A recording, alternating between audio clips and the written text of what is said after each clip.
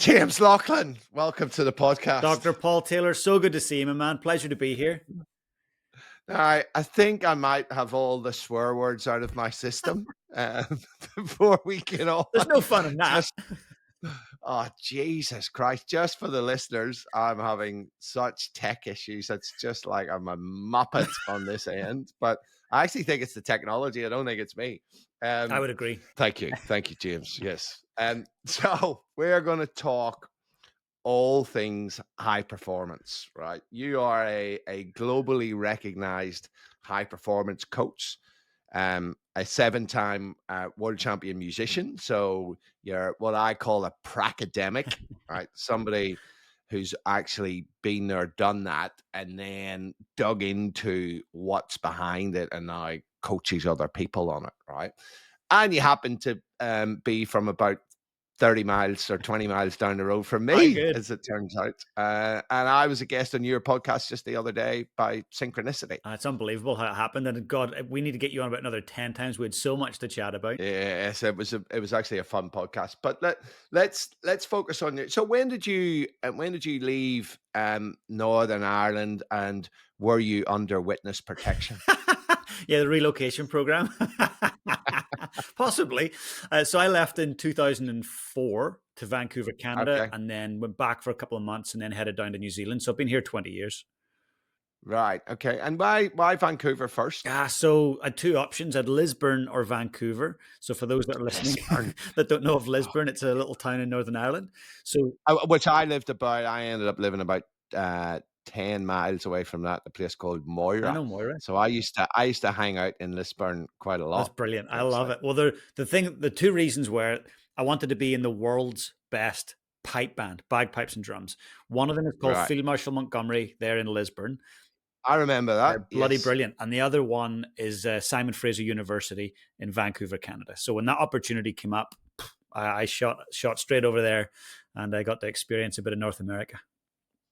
Do you know I just had a flashback when you said Lisburn. And it's probably oversharing with the listeners, but one of my prevailing memories of Lisburn is getting headbutted one night when I was about 16. I was out with my girlfriend. I was waiting on the last bus home, and these guys walked past. They were drunk. They were a lot older than me. And one of them came up to me and they said, "Say the alphabet." Right, you know, I know where you're going. There's a certain letter you'll get to here, yeah. So you go A, B, C, D, E, F, G, and I went H, and this guy went boom and headbutted me and broke my nose, and said to his mates, "Hold him! I'm going to get my gun and I'm going to come and shoot him." Oh my God! And I knew he was in the UDA. Right, this guy called Skippy, and I nearly shat my pants. Fair enough. That night. I actually managed to run up because they were drunk. I managed to wriggle free and get away. But that is one of the 2 times in my life that I was actually afraid for my life. I'm so glad you share that, because I'm always afraid to share my stories of Northern Ireland. People think, that couldn't have happened. There's no way. Like, no, seriously. Like every Friday or Saturday night that you're out, it's like potential death zone. Exactly. Like legit. Exactly. Yeah. I know. And so for the listeners out there, H or H, right? How you pronounce that letter is driven by what your religion is, right? So if you're a left footer like I was, I'm been in recovery for nearly 30 years. I was born a Catholic, right? And Catholics say H and Protestants say H. Like nobody in the world would know that, right? Except for Northern Irish people. It's just ridiculous. I know. So there you go. So anyway, I'm glad you're here to tell the story. A little micro trauma to start the podcast is always good. Well done. So, mate, tell us, when did you realize that the skills and processes that you developed to become a 7-time world champion musician, when did you realize that they were transferable and that there was actually a system behind it? Yeah, good question. Not till 30 years of age. I got to 30, just became a dad, and started getting a bit worried because I was James the drummer. I taught drums, I played drums, and I sold drums. I thought, okay, if I break a wrist or something happens, I'm not going to be able to earn a crust. So I thought, what could I do? I need to go and get a piece of paper. So Otago University here in New Zealand, I went back Oh, yeah. to uni and did a Bachelor of Applied Management. So essentially looking at your life experience, what you've achieved, and unpacking all the theory from that. And so it ended up being, it was a 3-year degree, but you skip the first two because they say you've done the first two in your real life existence. Yeah, The nice. last Yeah. year, you're going to unpack it all. And it was just the most amazing thing. So this is a degree that is specifically for people who have obviously a bit of life That's it. experience. A lot of athletes go, like a lot of my clients who've been professionals, like All Blacks and Crusaders, they've all done the exact Ah. same course where it's like, hey, we went straight into our passion and our hobby, skipped uni, but we actually gathered a bunch of skills and things. How can we get some theory behind that, some understanding? That gave me confidence to go, there's something behind this. I could transfer all these skills and help people in a different realm.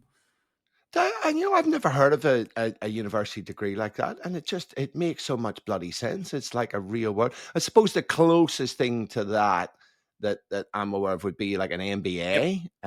But people can do an MBA fresh, right? But if you have had a fair bit of experience, then an MBA makes a shitload more sense, right? totally. Yeah, that's very cool. And so let's talk about high performance in general. Why you talk about getting radically clear. So what does that mean? Explain that, unpack that for our listeners. So few people know what they want. When someone comes to me and says, like, oh, I want this, I want that. I say, what do you really want? And they always respond with, Now, when someone says that, they actually don't know what they want. And they're generally making decisions based on what they think other people want, their parents, their family, Mm. their loved ones, their colleagues. Get radically, Society. exactly, Yeah. society, their church, whatever it might be. Get radically clear on what you want. And an example would be Sam Whitelock, so former All Black rugby player. He's sitting around the table with me and a few other clients, and we're talking about what we want. He speaks last, as always, and I think great leaders tend to speak last. They tend to listen Mm. more. And he says, "Guys, what I want is to be the most capped All Black of all time." Now, this was COVID lockdown kind of time, right in around there. So he had probably 2 or 3 years left in him. COVID was stopping games, so he had less games that he could get Mm. to play. He wasn't getting any younger. Injuries could start cropping up, selection issues. And we asked him, what do you mean by that? What does that look like? Who are you up against? Richie McCaw was who he was up against. And so that was what he wanted. And he wrote it down. He says, don't share it with anyone. He says, this stays within this group until I do it. And when he walked out onto the park and he matched Richie's, God, it was a special moment at the Rugby World Cup. Mm. And then when he walked out the next week, like I was watching from afar, but the hair standing my arms today thinking about it. That's someone who is radically clear on what success looks like, and nothing could stop that man. We all need to get radically clear on what we want in our lives, relationships, and our work. And how do you help people understand, or are there signals or feelings that people will realize that they're on the right track, right? In terms of being radically clear on what they really want. Like how do people know that, fucking hell, yes, this is it for me, and this is not something that's been imposed on me by society, by my parents, by those sorts of things. Are there any little Yeah, indicators? absolutely. Emotion really drives that. So when we're in our head, we're dead. Like we've got to get out of the head into the heart, or maybe out of the head and onto the page. A couple of questions I would always ask people who think they kind of know what they want, but they're not radically clear is, what keeps you up at night? Mm. What makes you cry? What pisses you off? What angers you? Start writing those things down. And all of a sudden, it becomes clear what they're passionate about. What difference do Mm. they want to make? What do they want to stand up for? What are they working for? What's the difference they're trying to make in their industry? What kind of dad do they want to be? So I always try to get into the emotion of it, because that emotion often drives our behavior.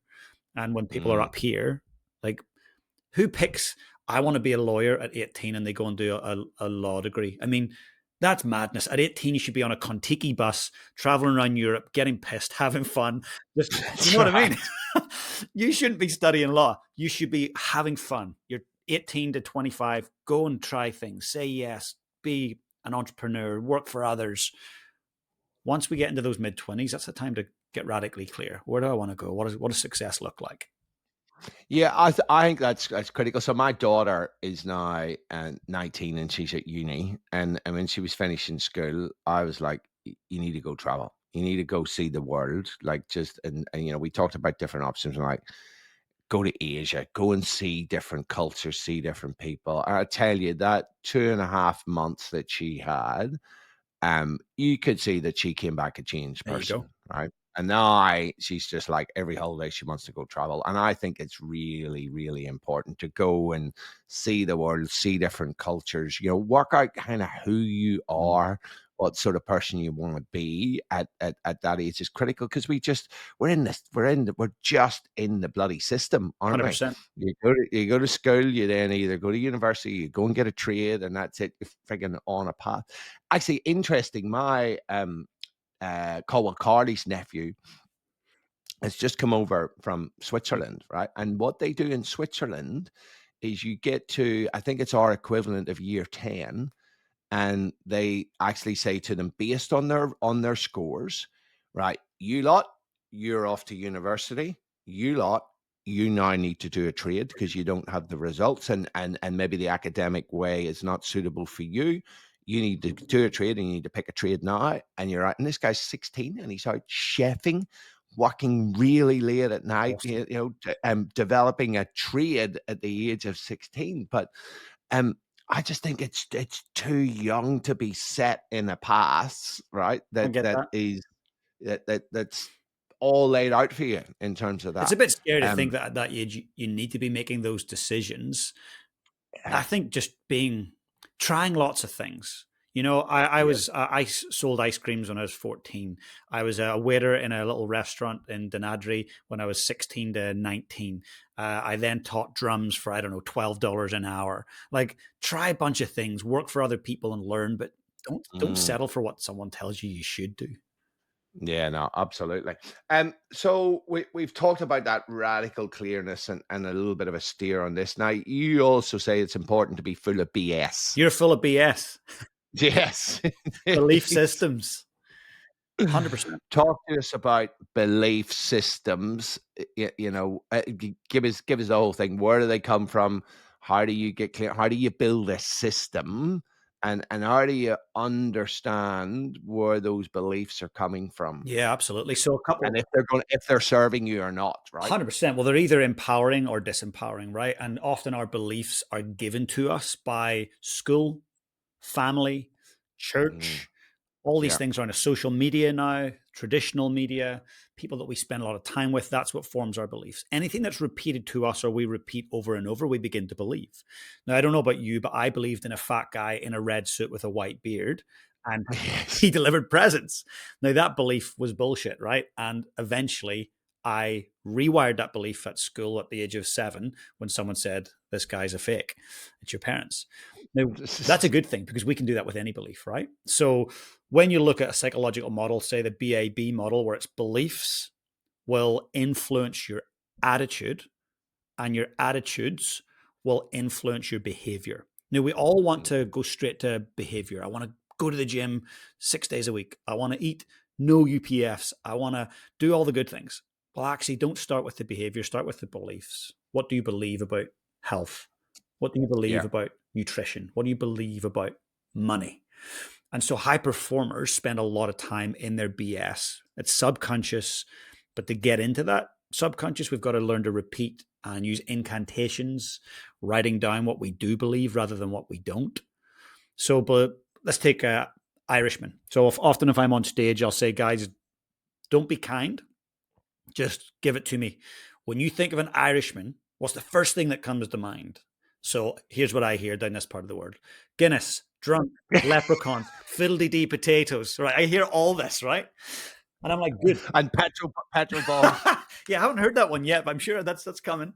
I never hear great rugby team. Don't know why. But You wouldn't hear that in New Zealand, mate. no, not an Aussie either.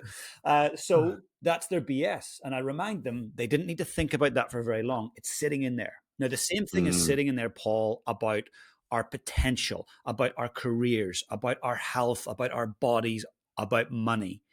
And it's either empowering us to move towards a very positive direction or the opposite. So it's asking yourself, what do I believe about money, health, happiness? Those would be great things to start with. Maybe even yeah. success and failure if you wanted to add those in. But I believe money is, some might say, scarce. I believe money doesn't grow on trees. Others might say, Mm, I believe it does. So yeah. the belief systems will shape your outcomes. So don't go straight to going to the gym and don't go straight to, starting to invest money. Stop, rewire your BS. And I've obviously got different exercises in there for people to do that. And they don't happen like that. It's not an overnight thing. It's going to happen. Yeah. You got to take your time. Yeah, I mean, that's key. I mean, like I said, in talking of Northern Ireland, I was brought up, well, I actually, a lot of people in Northern Ireland are brought up, living in a housing estate that is 99% one Yep. religion, right? And they go to a school that is one religion. I remember growing up in Northern Ireland, the first integrated school in Northern Ireland that mixed religions was 1985. I don't know if you remember this, Lagan Yep. College. That was the first school in Northern Ireland where it was mixed Catholics and mixed Protestants. So if you think about just that, you get brought up in a housing estate, there's peace lines between a lot of these housing estates that you and me know. Peace lines, when you say peace lines, people have a different kind of Sounds beautiful, connotation that right? pops up. Yeah, it does sound beautiful. It's basically a fucking 30-foot corrugated iron fence between the Catholics and the Protestant neighborhoods, right? Stop petrol bombs coming through. Exactly. And so, but if you think about that environment, you're brought up thinking that the other side has got two Mhm. heads, right? And I was very lucky that I was from a mixed marriage, which is a different connotation where we Likewise. live. Right, there you go. And probably when your parents got married, I mean, I'm a bit older than you, but when my parents got married, it was massively Yep. taboo, right? My grandfather didn't speak to my mother for years because she married a That's Catholic, mad. right? So you think about what that does though to your unconscious belief systems, right? And I always say to people when we're talking, and not necessarily about performance, but just understanding who you are, is it's particularly the your formative years Mm. that a lot of these belief systems are developed because we're born with over 2 billion neurons, and by the time we're about the age of 4 or 5, we've lost a Mm. billion of those neurons. Or sorry, 200 billion. Sorry, I'm half asleep here. 200 billion neurons we're born with, and we lose about 100 billion in our formative years of our life because of what's called synaptic Mhm. pruning. Right. So the brain is born with all this potential that gets shaped by experiences. Right. And that's where those experiences in early life, your parents, where your environment you're brought up in, all of this can have an indelible imprint on your mind, Huge. right? And that's where it becomes like our responsibility as adults to have synaptic strengthening. So the pruning Yes. happens naturally, but we can strengthen as well and install new beliefs and create new neurons. And like I grew up in a Protestant town, obviously mixed marriage, very quiet. We didn't tell our neighbors clearly. That was a very private thing. But at school, so mom and dad would never talk about religion. We never went to church. But at school, I got an education on who Catholics were. And, Yeah, they all wore balaclavas and they were all terrorists and their eyes were all really close together. And like, yeah. how nuts is that? Their eyebrows met in the middle. Totally. Like, and people are like, yeah, right. I'm like, serious. I believe this. This was like bred into me by my mates at school, which would have been from their parents and grandparents and aunties and uncles. Yeah. But that's actually exciting because that's how easy it is to start believing that you can be successful, that you can achieve what you want to, get your doctorate, like all those amazing things. It starts with a belief I can do this. Of course, I can do Mm. this. And so let's say, so you then talk about taking your meds, right, in the book. So what do you mean by taking your meds? All high performers take their meds. Look at, I see in high performance sport, particularly, people get obsessed with winning. I was obsessed with becoming a world champion. Now, when people like peek underneath the hood and look at your life behind the scenes, they realize for a lot of those people that are high performers, they're anything but. High performance doesn't mean burning out. High performance doesn't mean annihilating your most precious relationships and your body. My marriage was going like that, started to go downhill and ended in divorce as I was going towards all these world championship titles. I was drinking alcohol like it was going out of fashion. That is not high performance. I believe, Paul, that consistently exceeding norms whilst maintaining healthy relationships and well-being, that is true high performance. And so that's what I try to aim for with my clients and the teams I work with. So not being driven to the point where you're just single focused on this one outcome and everything else in your life is collateral damage, relationships, all of those things. Totally. And you hear that with some people, Oh right? my God, you hear that with so many people. It's when people are career focused, I think it's a beautiful thing. But when it's totally out of whack, you've got to have something that brings you back. So I use this very simple acronym MEDS. And once a month, I ask my clients, and hopefully the listeners will do this as well. It will cost you 90 seconds of your time once a month. Mental training is what the M stands for. Allowing your mind to slow down, allowing you to actually think, allowing your heart rate to slow down, your blood pressure to drop a little. And that could be through mindfulness, meditation, simple breath work, Perfect, yeah. all that stuff. The E, exercise. And they're probably your listeners are going, Jesus, this is such common sense. But Paul, you and I both know it's not common practice. Look around us. How many obese people do we have? Unhealthy people, psychologically and physiologically. The simple stuff is not getting done. So once a month, how am I moving my body? Am I sedentary? Am I getting, strength and conditioning in? Am I eating enough protein? That takes us to D, diet. What are we consuming? And that includes liquid, coffees, soda pop, alcohol. That includes substances, your vaping, your cigarettes, your cannabis, whatever you're taking. How did that go this month? What's my diet look like? What am I putting into my body? Could it be better? And last but not least, sleep. I was chatting to Alex, who's George Russell's performance coach, the Formula One driver. Oh, So yeah. what do you measure? He says, we just measure two things in terms of his performance: happiness and sleep. If Georgie boy's happy, the rest of us are happy. And if he's well slept, quality sleep with a good balance of REM and deep, we know that his reaction times will be greater. I says, well, how do you work on that sleep thing? He says, well, same time to bed, same time wake up. Very comfortable mattress and pillow that we fly to Miami, Melbourne, Abu Dhabi, wherever he flies, all that stuff goes with him because sleep is where it's at. Most of us are willing to have shit sleep. Oh, I did 4 or 5 hours. Look at me, doing it tough. That's not something to celebrate. Like, we've got to prioritize our sleep. Now, none of us are going to be perfect, but meds, once a month, which one's the lowest ranking? And just focus on that one for the month ahead. How could I sleep a little better? Could I cool my room down? Could I maybe have, say caffeine? Caffeine has a quarter life of 12 hours. So you say you have a cup of coffee at 10:30 a.m. Well, you need to know at 10:30 p.m. a quarter of that caffeine still running through your system actively. So maybe have your last one at 9 or 8 in the morning. Get up early, have an early coffee and enjoy it. But these simple things, just wee tweaks, one habit a month could really shift those meds and allow us to stay in the game a bit longer. And I love that there's a monthly audit of that because, we talked about belief systems and you talked about wiring your brain, like those 4 things that meds, the mental training, the exercise, the diet, the sleep, they are the essential ingredients of neuroplasticity. Yep. The ability to change and rewire your brain. And exercise particularly creates all the conditions necessary for neuroplasticity, right? Something called BDNF, brain-derived neurotropic factor, that helps you to grow new brain cells, create new connections, right? We can only do that when we're exercising, right, Paul? You can't do that any other way. There's no injection of BDNF. No. And there's drug companies all around the world trying to develop BDNF in pill form. And to the point where you can take it and cross the blood-brain barrier. And I tell you what, the first drug company to take out a patent on that, I will sell my businesses, sell my house, pawn my children, and buy shares in that company. You heard it here first, folks. That's it, exactly. But the diet thing as well, and a lot of people don't realize this. Like, everything that goes in your gob influences your gene Of expression. course. It either That upregulates, bad or negative things, or downregulates. Like essentially every single thing is upregulating or downregulating gene expression, which autoimmune disease, like you're either yeah, eating your way towards it or away from it.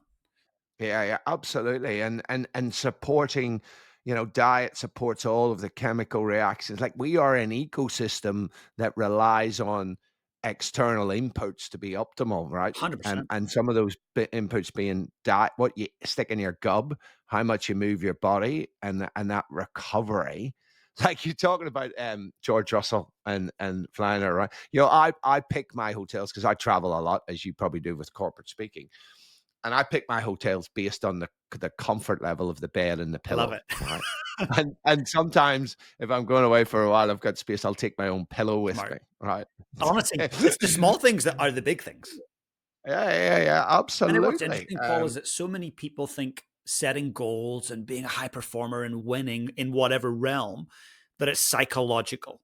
It's about Mm, thinking. And yes, that's a component, but there's a massive physiological component too. yeah, Like you could have the greatest goals and the greatest system and the greatest plans and coach and everything. But if your internal system, let's say your neurotransmitters are not supporting that, you're not going to be motivated to do the yeah. work. Best plan, no motivation, you won't get the outcome. Yeah, mate. Look, you are preaching to the converted here because I'm all about a psychophysiological approach. I mean, I call myself now a I psychophysiologist. love that. I'm not a psychologist or an exercise or a physiologist. I'm a psychophysiologist because you've got like the brain controls everything your body does, but is completely dependent upon the health of your body for optimal functioning, right? I guess if there's one, I mean, we are clearly very aligned on that. And if there's probably one take home for listeners, it's that thing. Like brain, and anybody who told you brain and body are fucking separate entities is full of mad dog shite, as we used to say. Run a mile. So, mate, let's talk about hormones and neurotransmitters because you mentioned those in your book. And what role do they play in peak Yeah, they're performance? significant. So I guess first things first, neurotransmitters, people might go, can I go and get those measured? It's quite impractical to try and Mm, measure a neurotransmitter. However, through habits and behavior, you can moderate them, you can enhance them to work for you. So that's probably the first thing. A couple of ones people should be aware of: norepinephrine, endorphins, dopamine, and serotonin. Those are four really key neurotransmitters that, if they're out of whack and they're not serving us, good luck chasing your goals. If you take mm, something like dopamine, you've got a rat that is absolutely starving. Starving. However, it's got dopamine depleted. They've removed the dopamine from its system. If you put food, and this has been tested, right in front of that mm. rat, I mean, I know what you're saying it here. will Yeah. not move towards that food. It has no motivation. Yes. There's no dopamine to motivate it to move towards its goal, which is to eat, because it's been starved for forever. And yeah, I don't believe in animal testing, but that's a very, very helpful piece of knowledge as a human. If you don't have your dopamine in order and you're maybe having dopamine crashes, and you're exposing yourself to too many dopamine hits with social Mm, media, alcohol, porn, whatever it might be, I promise you, you're not going to have the dopamine balance to chase your goals. You're going to be starved of it. So mm. people need to realize there's ways that we can influence and not manipulate, but we can influence these neurotransmitters. Cold therapy, Yeah. sleep, Massive increase in dopamine by getting into cold water. huge. And it persists for fucking hours, right? Literally, yeah, like most of the day. And that's why people who do cold therapy, even a cold shower, they come out like ready to take on the world. Yeah. Their voice pitch is elevated, their energy levels have elevated. They are willing to take on challenges and not bicker and complain. Like, Sorry, James, because it also, as well as releasing dopamine, releases norepinephrine or noradrenaline, which is about focused attention. So you have focused attention, motivation, mood enhancement, all from turning that lovely warm shower to cold for 30 seconds. 100%. And like, how simple is that? It costs you nothing. It doesn't come in a pill box. That when I talk about these neurotransmitters, like, do everything you can in your power to influence them in a holistic way. Meditation, incredibly helpful. So if we take Mm, something like cortisol, we need it, but we don't need as much as some of us are getting. So Mm. meditation helps to bring that back. Also, meditation. I was chatting to a leading longevity expert out of California recently. Him and Peter Attia wrote a book called Outlive. Oh, yep. Yep. Brilliant book. And we're just chatting about meditation. He says, have you seen the research? I says, no. He says, men are after 35, testosterone starts to go down and eventually starts plummeting.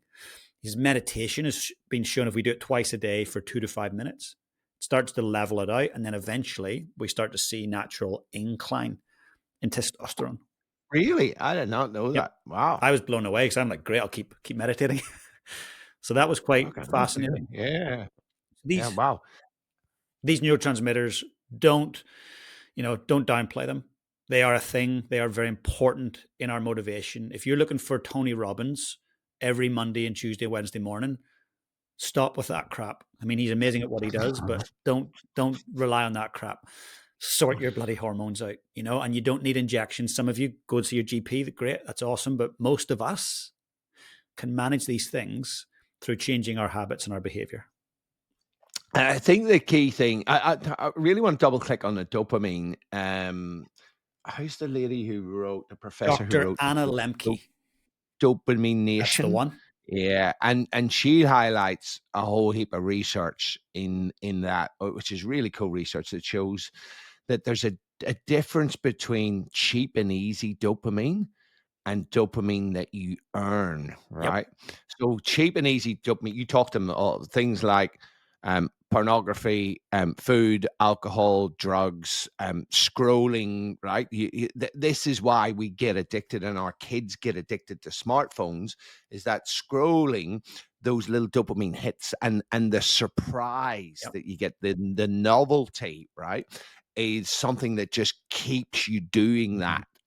But she has shown anything that's cheap and easy dopamine. I mean, she talks about the research that shows that you get a dopamine crash afterwards, which is what you talked about. Whereas dopamine that you need to earn through exercise or cold exposure by doing something hard means that dopamine that you get from that persists for a long period of time. And then when it drops, it just drops to physiological levels. Whereas the easy dopamine, it drops underneath. That's why you feel shithouse Yeah, of afterwards. course. You feel depleted, you feel down, you feel maybe even depressed or anxious. Like things like take the stairs. You jump in an elevator and you go up 20 floors, you get out the elevator, there's no sense of reward. You take the stairs, you're going to get to the top and feel like a champ. That's a really beautiful dopamine release. An instrument like drumming, I didn't become a world champion overnight. I was not an overnight sensation. There was probably 5,000 to 6,000 hours of practice before I won my first world championship, maybe even more. But sitting down for an hour and playing a pattern over and over and over and over for an hour sounds boring as hell. But I'll tell you what, when I got to the end of the hour and I could play it a little bit better and a little bit faster, I felt pretty good for the rest of the day. Yeah. So it's looking for those delayed gratification ways of doing that. Yeah, actually, we need to talk about delayed gratification in a bit, so I'll make a note of that. But just the other thing I wanted to just mention around dopamine is there's so much research out there now, that shows that your brain releases dopamine when it knows it's in forward motion towards a goal. So that comes back to your whole idea about getting radically clear on what you want, because when you set goals and you're focusing and chasing a goal and you're doing actions towards it, that's what releases dopamine. I always say to people who there's many people sitting waiting for the fucking motivation fairy. Yeah. I love it. You know, And that fairy's and you never want shown the up. It's what I say to people. If you want the motivation fairy to come, get started, right? Get acting towards a goal, but it's got to be towards a goal, because it's about goal-directed behavior. And And also, that's what gives you the motivation to continue, right? 100%. And like, if I think of dopamine, you set your goal. So I was working with Canterbury rugby team, and we're talking about, why is the season not looking the way we'd want it to look? I said, well, let's go back to the games and let's go into the micro moments. I says, why did you not celebrate that tackle? Why did you not celebrate that pass? Why did you not celebrate that good kick? You celebrated the try, but there wasn't nearly enough tries. Why? You're not celebrating the micro goals along The the way. process. Yeah, And that yeah. releases dopamine. Every time you celebrate a little moment, like I read, I got my book out tonight. Before I went to bed, I read 3 pages. Bloody brilliant. That's a little moment. Celebrate that. So we've got to take a moment to actually celebrate the mini Mhm. victories. That's going to help. Yes. Yeah, actually, there's research on that. I remember you've just tweaked my memory there, or triggered it. That you need to celebrate your wins, savor them for about 10 to 12 seconds for them to impact upon your brain and your reward pathways, Makes right? sense. Because so many people just go, "Oh yeah, tick tick, move on, move on." Slow down, savor, celebrate. Fucking hell, all that hard work was worth it, Totally. right? And I mean, the toughest guys that I work with, whether they're special forces, athletes, or, big important businessmen, like, journal. Have a journal, Mm. get your pen out and write about your feelings, write about your achievements, write about your challenges. That's one of the cheapest and most powerful self development tools there is out there. Yeah, I completely concur with that, and I need to get friggin' better at it. Carly's brilliant at it. I am so hit and miss. But when I do it, it is actually really, really useful, right? And I love the whole Stoic idea of Marcus Aurelius talks about, when you get up in the morning, and I kind of do it mentally. I don't write it down, but I think there is value in doing that. Is like, who do you want to be today? What sort of person do you want to be? What sort of values do you want to exhibit today? And then at the end of the day, you reflect on it. Here's what I said I was going to do. What worked well? What didn't? Right.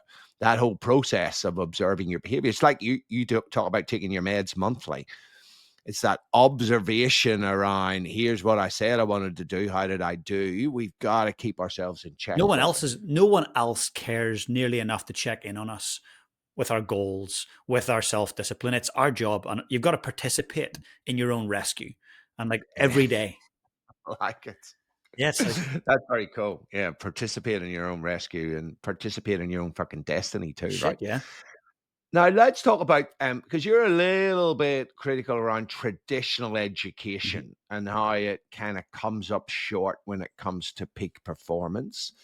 So what do you mean by that? Look, I think there's so many constraints around traditional education. It's got its place, and there's a lot of it that I do admire and love. However, for the individual who thinks differently, for the individual who wants to take a different path, the education system's not set up to support them at all. And when you see high Yeah. performers, people that are credible athletes, people who are, incredible creatives, the education system usually doesn't serve them very well in their formative And years. often stifles them, right? It does. And so how many people are we losing out on that could actually be, the next Beethoven, the next Michael Phelps? They might never make that because the education system doesn't make room for that creativity. And even I was chatting with our former prime minister recently, we're talking about critical thinking. The way it's set up, it's now discouraging critical thinking, the ability to use your mind. Mm, It's like, how do we just get on laptops at year 2, year 3, and use yeah. ChatGPT and use your noggin, like use your brain. Mm, So I firmly believe that traditional education has its place, but it's a parent's duty to fill the void, fill that gap, help your kids set big goals. At school, you're not, and certainly in New Zealand, I'm sure it's similar in Australia, you're not encouraged to have massive dreams like and celebrate them. This tall poppy syndrome thing, yes, it's big in it's Australia. Fucking ridiculous. hell, it's massive, How right? sad is that? Like Yeah. it's awful. So I try to, And just, James, sorry, for our international listeners, I think all the Aussies and Kiwis would understand tall poppy syndrome, but just explain it for maybe some of the international listeners who may have never heard that term. Like, what the hell is tall poppy yeah. syndrome? So essentially, let's say you're passionate about something, you give it your all, and you start to get some results, and you start to, maybe get some wins, and all of a sudden you're maybe a national champion, or you launch the business and you make $1 million, and all of a sudden you're in newspapers, whatever it might be. You're starting to kind of rise up above everyone else in their eyes, and you're a tall poppy. And often, what happens when you rise above the masses, some people will go, oh, we need to chop you down. We need to chop you right down so you come back down to size. That's tall poppy syndrome. I was chatting with Richie McCaw when him and I became fathers, I don't know, 9 years ago. And we're talking about tall poppy syndrome with our kids.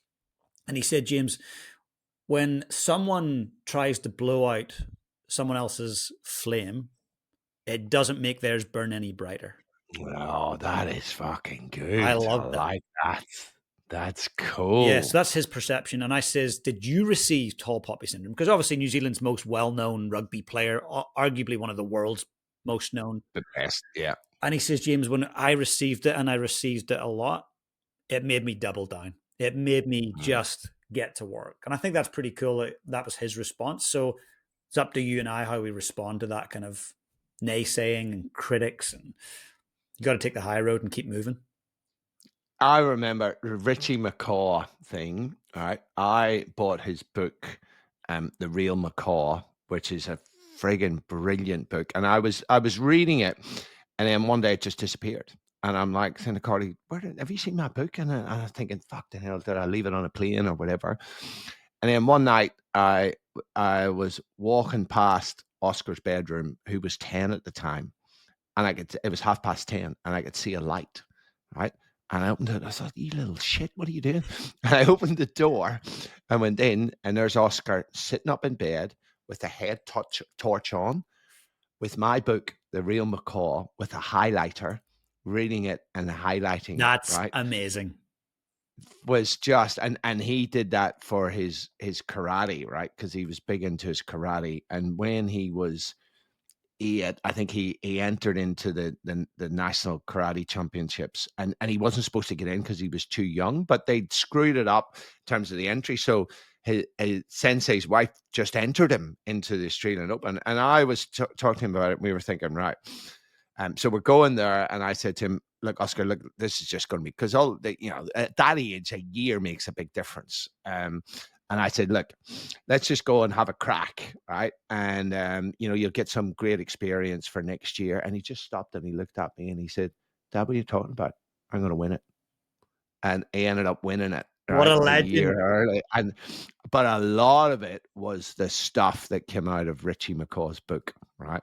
So if you ever see Richie McCaw again, tell him that I'm story. going to tell him that 100%. I Because will. it had a fucking, it was just unbelievable. I'm Him writing it down sitting right there now. I with don't want to forget that. his head torch on, just reading the book and the systems that Richie McCaw put in place. So yeah, that was very cool. When you mentioned Richie McCaw. Let's now talk about modern society, quick fixes, right? Fucking hell. I remember running a gym and I had this guy working for me, and younger generation, and came in and was a trainer and said to me, I think you need to pay me 200 grand a year. And that was your response, right? You laughed in his face. It was. But I'm like, no, talk me through this. And he says, well, I think I'm worth it. And I'm like, okay, so do you know how business works? Right. But anyway, so there is this culture. A lot of it is driven by the whole social media Mhm. thing of quick fixes, right? Of instant wins, of making being a fucking millionaire super quick, and all of this. And it's just, there seems to be more of a culture where they just want it all and they want it really quickly, and people aren't prepared to do the hard yakka, Yeah. right? So talk to us. Can you hack your way to peak performance? There are no shortcuts. Look, the long-term consequence of short game thinking is regret. Oh, I like that. Say that shit Yeah, the again. long-term consequence of short game thinking is regret. And people who think that they can just fast track and pay their way there, or mummy and daddy will silver spoon me there and get me to all the right schools and coaches, good luck. You know, the people I've sat down with, whether they're running countries, companies, Formula One teams, 99% of them work their asses off. And Mm, 99% of them went to a regular old school like me and you did back in Northern Ireland. yeah, They didn't get yeah. all the silverware and silver spoon treatment. So there is no such thing as a quick win. There is no such thing as an overnight sensation. And I'll tell you what, the people who do get given the lotto win, who get given, that nepotism kind of Yeah. rise, they're miserable. I've sat with people who are billionaires who got there very quickly and they're miserable. There's something beautiful about delayed gratification, working for Mm, something, earning it, slowly getting there, failing a bunch of times, getting back up. That's the only way to be a high performer. And, I might be quite unpopular here with the Gary Vaynerchuk fans of the world, but The difference between a high performer and everyone else, it's not hustle, it's not luck, it's habits. Mm. Hustling, I don't believe in that at all. If you're a hustler, good luck to you. Can't wait to high five you when you've burnt out, because that was me. I burnt out. I haven't lifted a set of drumsticks in 8 years. And that was Oh, wow. my hobby. That was my joy. It was my passion. Too much, too intense, not enough balance. Mm. It's habits. Habits is what will get us anything that we want in the world. Whether that's a better relationship, better body, more money, winning whatever titles you want. Get the right habits, and I promise you anything's possible. And if you are a fan of The Secret, Mhm. I don't know if you've seen that I movie have. where you can manifest your future. You need to fucking rewind and erase all of that shit from your memory. That doesn't work. Like manifesting and sitting doing jack all. No. Like you're not going to get anything but, a sore arse.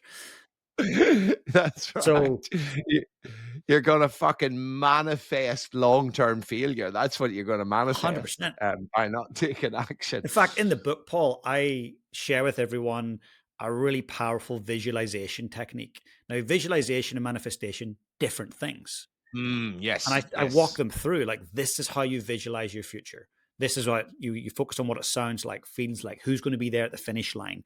How might you yeah. feel? What might you hear? And then I'll walk them through. Like, let's do that regularly. So on the build up to my first world title, I was lying in bed 15 to 20 minutes a night, visualizing like a 3-4 minute performance in detail and how it's going to feel and looking at potential obstacles. But when I win that title and I lift it, how's it going to feel? Who's going to be there? What will I Mm, hear? And then have a plan to get to work. Don't just visualize all day long. Have a plan yes. to do the work. That it's called functional imagery training, right? Is exactly what you talked about. And there's a lot of research that came out of University of Mhm. Portsmouth around that whole visualizing, but a structured process, just like you're talking about. It's not just fucking close your eyes, I'm going to be a multimillionaire or a pop star, whatever. It's about the process as well, and visualizing the process, the bringing in the feelings, the emotions, and making it as real as you can, so that you can actually taste it. 100%. And it's Um, proven yeah, to actually create results. Like a great neuroscientist and neurosurgeon, Dr. Doty, him and I were chatting about this. And so he's obviously knows how the brain works and works on the yes, brain. For his yeah. entire life has been doing this exact same visualization technique, journaling about it, and then doing the work. And he's created a life he's deeply proud of. He's ticked off all his big goals. There is a process, but don't watch The Secret and just think you can sit in bed all day and think about your dream. Like, get up and get to work. There's a guy, I think it's Anders Yep. Ericsson. 10,000 hour rule.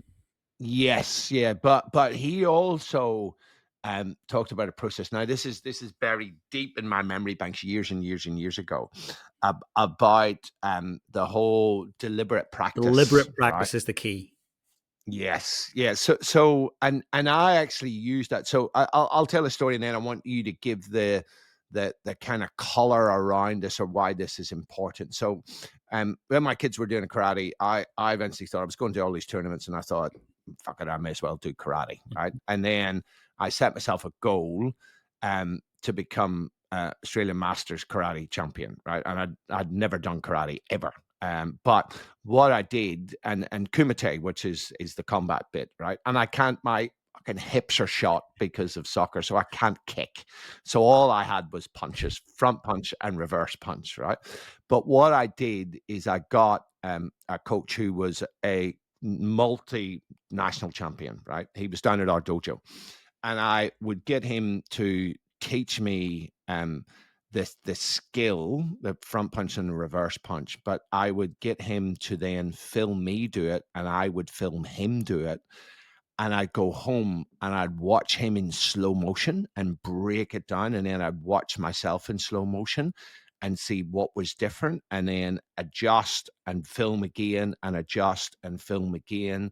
And then when I got it to that point, I would just repeat it over and over and over and over and over again, and then film myself and then see, was I executing it properly, right? Talk to us about why stuff like that is important and what other elements are involved in deliberate practice. Yeah, it's interesting because I read that 10,000 hour rule by Anders Ericsson. Actually, before I ask that, how did you get on with your goal? I ended up winning it. Yeah, And you beauty. I was I think I was a white belt with a yellow stripe, or a yellow belt, and everybody else was a like Black belt. second dan black belt.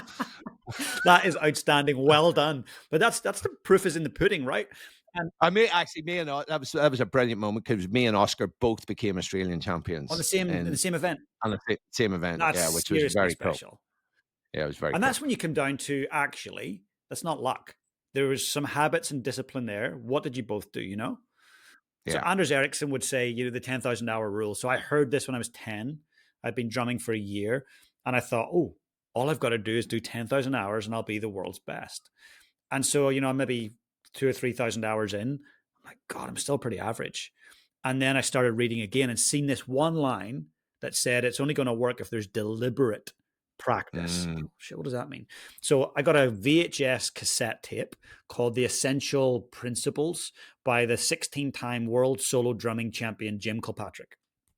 Popped it into the VHS cassette player, and it was teaching the basics. And I would stop, rewind, try it, stop, play, watch him, stop, rewind. And I didn't have a video camera at the time, but I had an audio recorder. Oh, So yeah. I'd record it and listen to him and listen to. And about 2 years of doing that every day, and I used to skip school and not tell my parents, and I'd sit at home and practice for 6 hours on the most basic rudiments, these basic essentials. And when I got to the World Championships and won it at 13, people were like, how did you do that? Like, you've only been drumming for 3 or 4 years. And I says, just the simple things done consistently over and over lead to positive results. I'm not a talented drummer. I'm not naturally born as a talented drummer. You weren't naturally born as a karate legend. Like, you get clear on what you want, then you reverse engineer, well, what's the things I need to do? And then you focus on, sweat the small stuff. Get brilliant at the basics, right? 100%. Common sense, not common practice. Yeah, absolutely. So mate, so let's talk about motivation, right? So we did mention it, but some people, and particularly when they listen to things, they get all motivated and go, right, I'm going to do it. Is there a way that people can naturally or deliberately enhance their motivation? Yeah, absolutely. Success is an inside job, and it's not about winning the world championships. It's not about making the big money. It's about getting clear on why. Why do I want to do this stuff? So if you look at the research Daniel Pink did on motivation, he wrote a great book on this. And Drive. Was that Drive? That's the Yeah. one. I actually seen Daniel Pink speak. He's pretty amazing, for our workshop. Yeah, he's very He's cool. as good in person. Not very many Yes. authors are Yes, equally as good on correct. stage. They can be a bit dry. He's great. We had him on the show about a year ago, and it's just outstanding speaker. But it's very simple: mastery, autonomy, and purpose. Purpose map. Yeah. Those 3 things. And here's the problem. So many people are extrinsically motivated: money, status, power, fame. And I would say in my younger years, win, be the world championship, be on stage. It was very extrinsic. And remember, I told you I burnt out as a drummer? Yeah. There was too much extrinsic going on, not enough intrinsic, which is doing it for the love of doing it because you enjoy the process. Yes. You got to find the balance. And finding the balance is having a sense of mastery, of learning, of growing, of purposely moving towards getting better and helping others. Autonomy, that sense of I can take the direction, I can head in the way that I want, I can work autonomous from anyone else, no micromanagement. And the last one, purpose. Like, why am I doing this? Is there an actual reason? Is it making a difference to my life, other people's lives? Those 3 things help. I don't know what it's like in Aussie, but in New Zealand, you've got people who will fly with Air New Zealand and they'll get silver status if they fly often enough, then gold elite. And that's awesome. You and I probably fly enough where we've got these status things, right? Yes. Now, they give you wee bag tags, 2 luggage tags, and they go on your big, badass 30 kg luggage and you check them in. Now, some people will take those little gold elite or platinum status and they'll put it on their backpack, the backpack that's going on the plane with them. It's never going to get lost. and they'll have the label stuck out in such a way that everyone can see their gold elite, their platinum, all their colleagues, everyone at the airport. Now, that's not wrong and that's not right, but that just means that they've got quite a bit of extrinsic motivation. Yes. Yes. Yeah, absolutely. And I think this is a real warning for parents, right? Because when you are constantly rewarding your kids, like I know some parents that would pay their kids money to do well in sport Why? and to do well in exams because well intentioned that they think then that they are going to motivate their kids to do that thing, or you do well in your exams, I'll buy you this, right? You score a goal, I'll buy you this. You win the tournament, I'll give you X amount of money. And when I hear and I've heard that sort of stuff, I'm like, fucking hell. That's why I've no hair. I tear my hair out, right? Because what they're doing is they're driving extrinsic motivation and they're destroying intrinsic motivation. 100%. And we need to be very, very careful with how we use extrinsic motivation because it can motivate people to get It's started, great for right? short-term, quick tasks, Yes. simple tasks. It's Yes. brilliant. Yes, correct. But long game, it's not sustainable. Yeah. And then the other thing you talked about there was process. And when I coach, so I now do mindset coaching for Karate Australia athletes, the ones who want to get to the Olympics and things like Amazing. that. And chatting with them, process versus outcome is big. And I say to them, like, because sometimes they go, in a big event, that's when they screw up and everything was there. And I'm like, well, what was happening in that event? How were you thinking? And often it was like, my family's in there, my girlfriend's in the crowd, right? And they're thinking about, I better win, I better win, I better win. And the stress comes from focusing too much on the outcome.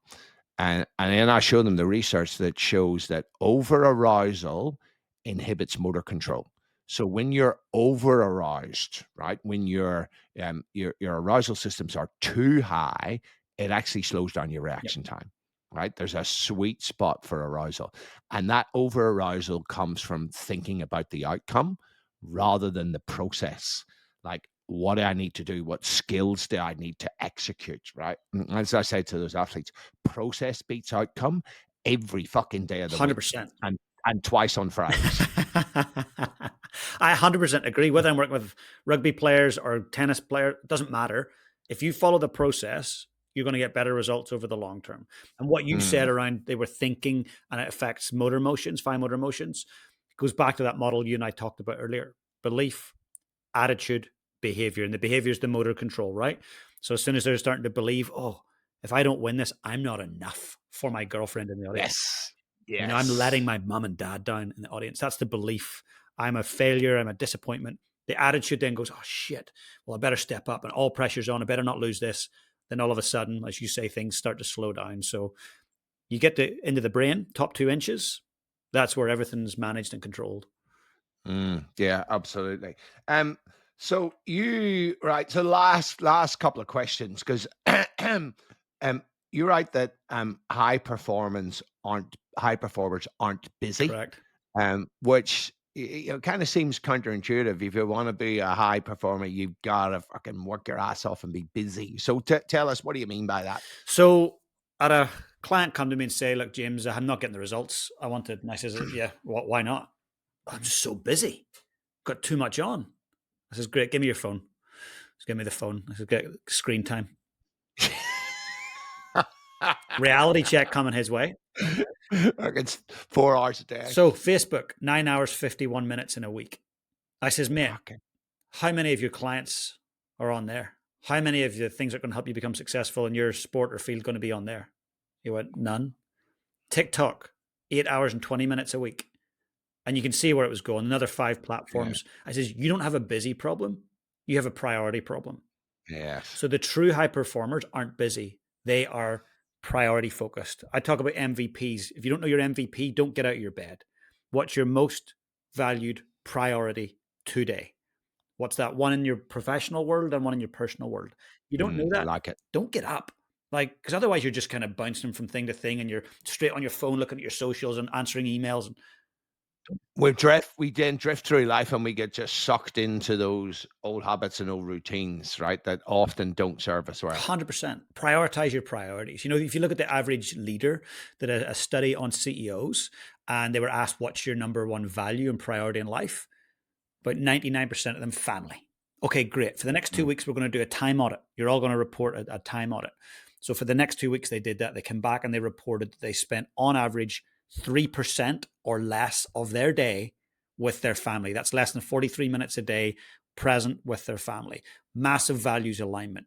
High performers are super radically clear on what they value and what their priorities are, and they schedule that and they say no a lot. That's why they're not busy. No, I'm not coming to that thing. No, I'm not agreeing to that. No, sorry, I'm too busy. But they're actually busy being productive rather than busy being Yeah. busy. Yeah, I love your time audit. You know, I have a similar thing, which I just wrote a chapter, part of a chapter in my new book about an attention audit. Right? Beautiful.